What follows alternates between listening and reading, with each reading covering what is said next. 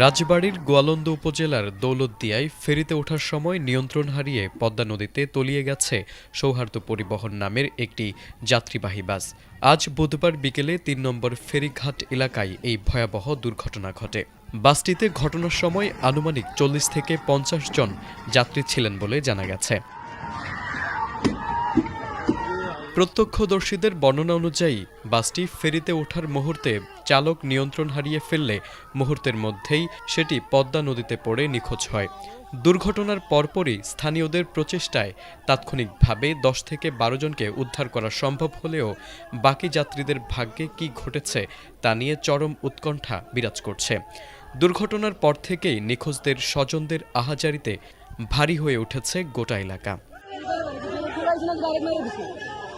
BIWTC ঘটনার সত্যতা নিশ্চিত করে জানিয়েছে, বাসটি উদ্ধারে দ্রুত পদক্ষেপ নেওয়া হয়েছে।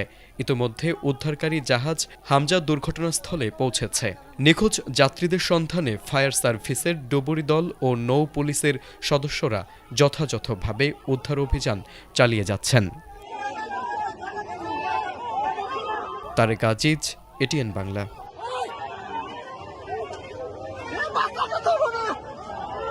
বহু মানুষ আছে তো বাসের ভিতরে।